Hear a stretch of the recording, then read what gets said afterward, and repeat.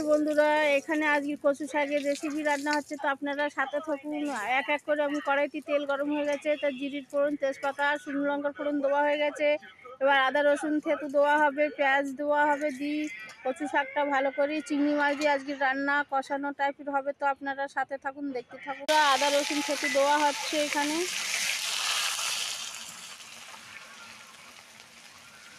বন্ধুরা, আদা রসুন লাল হয়ে গেছে, এবার পেঁয়াজ দেওয়া হচ্ছে রান্নাতে। পেঁয়াজটা লাল লাল করে ভেজে নেওয়া হবে, তারপর কচু শাকটা দেওয়া হবে।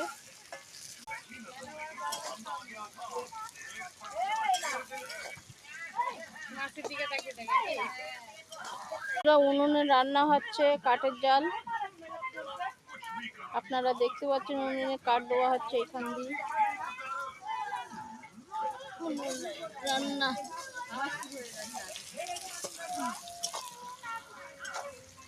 হ্যাঁ দাঁড়া বলছি। বন্ধুরা চিনি দিয়ে দিচ্ছে, এবার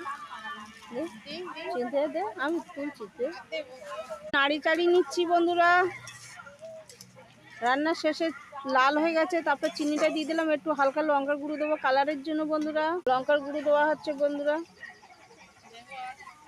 না, একটু নাড়ি চাড়ি নিচ্ছি। বন্ধুরা এবার কচু শাকটা দিয়ে দেওয়া হবে।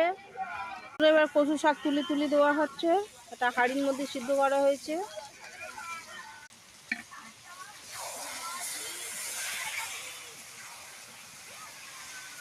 চিংড়ি মাছ ভাজা দেওয়া হচ্ছে কচু শাকে। চিংড়ি মাছ এখানে আমি নিজেই দেখতে পাচ্ছি না, অন্যরকম লাগছে।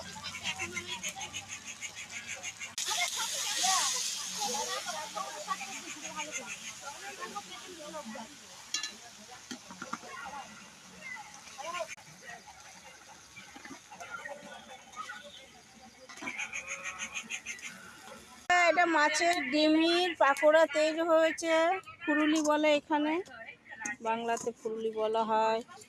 তো পেঁয়াজ, এতে পেঁয়াজ পাকোড়া বলে অনেকে, এতে মাছের ডিম দিয়ে তৈরি হয়েছে। বন্ধুরা দেখতে পাচ্ছেন কত। হাই বন্ধুরা, এটা মাছের ডিম পেঁয়াজ দিয়ে ফুরুলি তৈরি হয়েছে, হিন্দিতে পাকোড়া বলে। তো আমি খেয়ে দেখাচ্ছি, হেভি টেস্টি হয়েছে। বন্ধুরা আপনারাও বাড়িতে এইভাবে তৈরি করে খাবেন। বন্ধুরা কচু শাকটা খুব ভালো করে নাড়ি চাড়ি শুকনো হচ্ছে রসটাকে। এখানে কচু শাক রান্না কমপ্লিট, আমাদের তৈরি হয়ে গেছে এখানে। তো আপনারা দেখতে পাচ্ছেন চিংড়ি মাছ দিয়ে কচু শাক আজকে আমি ছাড়ছি রেসিপি। তো আপনারা দেখে নেবেন, লাইক শেয়ার করে দেবেন, সাবস্ক্রাইব করে দেবেন। ভিডিওটা ভালো লাগলে আপনারাও বাড়ি